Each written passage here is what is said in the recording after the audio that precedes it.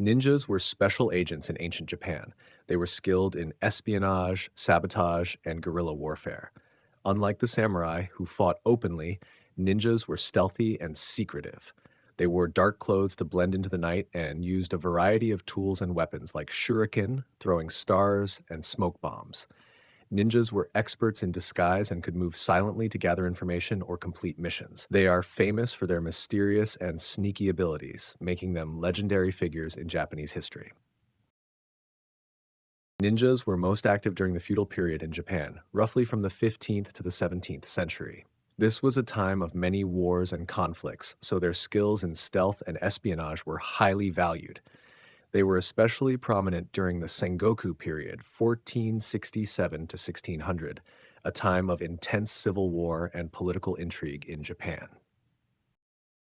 Yes, there were female ninjas, and they were called kunoichi. Kunoichi were trained in the same skills as male ninjas, such as espionage, stealth, and combat. They often used their gender to their advantage, disguising themselves as maids, entertainers, or ordinary women to gather information or get close to their targets. Just like male ninjas, they played a crucial role in the secretive and dangerous world of espionage in ancient Japan. Becoming a ninja required intense training from a young age. Here's a simple outline of how someone might have become a ninja.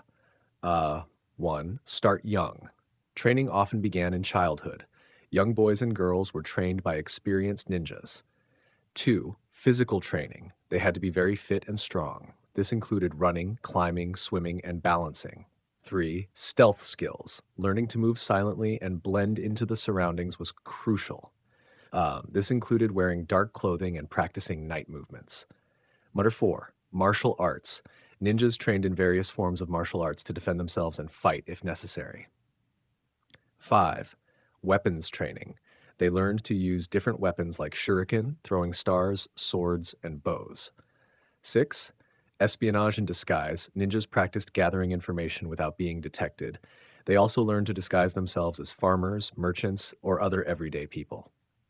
7. Mental training. They trained their minds to stay calm under pressure and think quickly. 8. Survival skills. Ninjas learned to live off the land, find food, and build shelters. Overall, becoming a ninja was a lifelong commitment that required dedication, skill, and courage. Ninjas came from various backgrounds. Here are some types of people who became ninjas. 1. Peasants. Many ninjas were from farming families. They could blend in easily as ordinary people, which was useful for spying. 2. Samurai. Some samurai who lost their masters became ninjas. They already had combat skills and needed a new way to survive. Villagers. People from small villages sometimes trained as ninjas to protect their communities from bandits and invaders. 4. Families. Certain families or clans were known for producing ninjas. Skills and secrets were passed down through generations. 5. Women. As mentioned, some women became kunoichi, using their abilities to gather information and perform missions. These individuals trained hard to develop their skills and often worked in secret, blending into everyday life to complete their missions. Ninjas began to disappear around the 17th century, after the Tokugawa shogunate unified Japan and brought about a long period of peace known as the Edo period, 1603 to 1868. With fewer wars and conflicts, the need for ninjas decreased. The shogunate also worked to control and disband groups that could threaten their power, including ninja clans. By the 19th century, traditional ninjas had mostly vanished. However, their legacy lived on in folklore, stories, and later popular culture, making them legendary figures in Japanese history. Some families in Japan claim to be descended from ninja clans. These families often preserve the history and traditions of their ninja ancestors.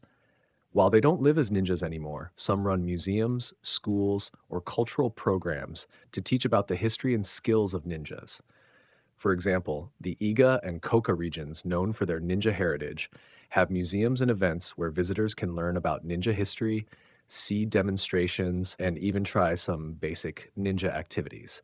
These efforts help keep the legacy of the ninjas alive in modern times. In ancient times, ninjas were often referred to as shinobi. This term comes from the Japanese word shinobu, which means to stealth or to endure. Shinobi was used to describe their stealthy and secretive nature. Other terms were also used, such as shinobi no mono, which means a person of stealth. The term ninja became more popular in the modern era, but historically, shinobi was the common name for these skilled agents. If a ninja and a samurai fought, the outcome would depend on various factors like the situation, the environment, and their individual skills. 1. Samurai. Samurai were trained warriors with excellent skills in swordsmanship and combat. They fought honorably in open battles and were highly disciplined. 2. Ninja. Ninjas specialized in stealth, surprise attacks, and unconventional warfare. They were trained to use the environment to their advantage and to strike when least expected. In a direct face-to-face combat, a samurai might have the upper hand due to their expertise in sword fighting. However, if the ninja could use stealth and surprise, they might outsmart the samurai. So it's not a clear-cut answer and would depend on the circumstances of the encounter. The relationship between ninjas and shoguns was complex. Shoguns, who were military rulers of Japan, often used ninjas for specific tasks. Here's a look at their relationship. 1. Employers. Shoguns hired ninjas for espionage, sabotage, and intelligence gathering. Ninjas provided valuable information about enemies and helped in strategic planning. 2. Secret missions. Ninjas were sent on covert missions that required stealth and discretion, tasks that samurai couldn't perform openly. 3. Loyalty. While ninjas worked for shoguns, their primary loyalty was often to their own clans or local lords, daimyo. They operated in secrecy, even from their employers. 4. Control. Shoguns also sought to control and monitor ninja activities to prevent them from becoming a threat to their own power. Overall, ninjas and shoguns had a practical and sometimes tense relationship, with ninjas serving as valuable yet secretive assets to the shogunate's power and strategy. The relationship between ninjas and the emperor was generally indirect and less prominent compared to their relationship with shoguns. Here are some key points. 1. Indirect connection. The emperor in ancient Japan was primarily a spiritual and ceremonial figure, while the shogun held actual military and political power.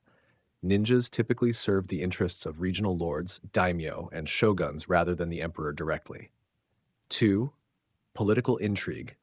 In rare cases, ninjas might have been involved in schemes or plots that indirectly affected the emperor, especially if these actions were part of larger political maneuvers orchestrated by powerful lords or the shogunate. Loyalty to lords. Ninjas' primary allegiance was usually to their immediate lords and clans. They carried out missions that served their lords' interests, which could sometimes influence broader political dynamics, including those involving the emperor. 4. Historical records. There are few historical records directly linking ninjas to the emperor. Most historical accounts focus on their roles in regional conflicts and their service to the shogunate and local daimyo. Overall, while ninjas played crucial roles in Japan's feudal era, their direct connection to the emperor was limited, with their activities more closely tied to the interests of military and political leaders. One of the most famous and often considered the strongest ninja in history is Hattori Hanzo, Fupanto. Here are some key points about him. 1. Skilled leader. Hattori Hanzo was a samurai and ninja leader who served Tokugawa Ieyasu, the founder of the Tokugawa shogunate. 2. Strategic mind. He was known for his strategic mind and played a crucial role in helping Tokugawa Ieyasu escape from enemy territory, which eventually led to Ieyasu's rise to power. 3. Combat skills. Hattori Hanzo was highly skilled in martial arts and known for his bravery and combat abilities. 4. Legacy. His legacy lives on, and he is often depicted in movies, books, and television shows as a legendary figure in ninja history. While there were many skilled ninjas, Hattori Hanzo stands out due to his significant historical impact and the enduring legends surrounding his life. One of the most famous and considered the strongest shogun in Japanese history is Tokugawa Ieyasu, Tokuan Ieyasu. Here are some key points about him. 1. Unifier of Japan. Tokugawa Ieyasu played a crucial role in unifying Japan after a long period of civil war known as the Sengoku period. He established the Tokugawa shogunate, which ruled Japan for over 250 years. 2. Battle of Sekigahara. Ieyasu's decisive victory at the Battle of Sekigahara in 1600 was a turning point that paved the way for his dominance and the establishment of his shogunate. 3. Strategic genius. He was known for his patience, strategic mind, and ability to form and break alliances to his advantage. His political acumen helped him maintain power and stability. 4. Enduring legacy. The Tokugawa shogunate brought about a long period of peace and stability known as the Edo period. Ieyasu's policies and governance had a lasting impact on Japanese society and culture. Due to his success in unifying Japan and establishing a long-lasting regime, Tokugawa Ieyasu is often regarded as one of the strongest and most influential shoguns in Japanese history. Sure, here's a brief overview of the accomplishments of Tokugawa Ieyasu's son and grandson. Tokugawa Hidetada, son of Tokugawa Ieyasu. 1. Second shogun. Hidetada became the second shogun of the Tokugawa shogunate after his father, ruling from 1605 to 1623. 2. Consolidation of power. He focused on consolidating the power established by his father. Hidetada continued to strengthen the Tokugawa rule and maintain stability in Japan. Number 3. Administrative reforms. Under his rule, significant administrative reforms were implemented to ensure the efficient running of the shogunate. This included codifying laws and policies to govern the daimyo and other aspects of society. 4. Edo Castle expansion. Hidetada oversaw the expansion of Edo Castle, modern-day Tokyo, which became the central seat of the Tokugawa shogunate and a symbol of their power. Tokugawa Iemitsu, Tuquanquang, grandson of Tokugawa Ieyasu and son of Tokugawa Hidetada. 1. Third shogun. Iemitsu became the third shogun of the Tokugawa shogunate, ruling from 1623 to 1651. 2. Sakoku policy. He is known for enforcing the policy of sakoku, which effectively closed Japan to most foreign influence and trade, with very limited exceptions. This policy aimed to maintain control and prevent foreign intervention. 3. Centralization of power. Iemitsu further centralized power by imposing strict controls over the daimyo, including the Sankin Kotai (Sankin-Gyodai) system. This system required daimyo to spend alternating years in Edo and their own domains, reducing their power and increasing their financial burden. 4. Strengthening the shogunate. Iemitsu reinforced the authority of the shogunate through various means, including building a strong bureaucracy and ensuring loyalty from the samurai class. Both Hidetada and Iemitsu played significant roles in maintaining and strengthening the Tokugawa shogunate, ensuring its dominance over Japan for more than 2 centuries. One of the most infamous shoguns with a bad reputation is Tokugawa Tsunayoshi, Tokuan Konizi, the 5th shogun of the Tokugawa shogunate. Here are some reasons for his controversial reputation. Tokugawa Tsunayoshi, 5th shogun of the Tokugawa shogunate. 1. Laws for compassion to all living things, known as the Dog Shogun, Dog Shobo. Tsunayoshi implemented the Laws for Compassion to All Living Things, Senrei Niemi no Ming, Shoruya Waremi no Rei. These laws, enacted from 1685, were intended to protect animals, particularly dogs. While the intent was to promote kindness, the enforcement was often harsh and impractical, leading to public dissatisfaction. 2. Excessive spending. Tsunayoshi's administration was marked by excessive spending on extravagant projects, which put a financial strain on the shogunate. His patronage of the arts and construction of luxurious buildings drained the treasury. 3. Mismanagement and corruption. His rule saw an increase in corruption and mismanagement within the government. Many officials took advantage of the situation, further worsening the administration's effectiveness. 4. Famine and hardship. During his reign, Japan experienced natural disasters and famines. Tsunayoshi's policies were seen as ineffective in addressing these crises, leading to widespread suffering and discontent among the population. 5. Religious influence. Tsunayoshi was heavily influenced by his Buddhist tutor, which led to decisions that seemed more religiously motivated rather than practical for governance. This influence was often viewed negatively by the samurai and other political leaders. Overall, while Tsunayoshi's intentions might have been noble, his policies and their implementation led to widespread criticism and a negative legacy. Ninjas used a variety of weapons, each with its unique advantages. While it's hard to pinpoint a single strongest weapon, some of the most effective and iconic weapons used by ninjas include number 1, ninjato, ninjato. Description: a short, straight-bladed sword, different from the curved katana used by samurai. Strengths: its shorter length made it easier to carry and maneuver in tight spaces. It could also be used for climbing by sticking the blade into walls. 2. Shuriken.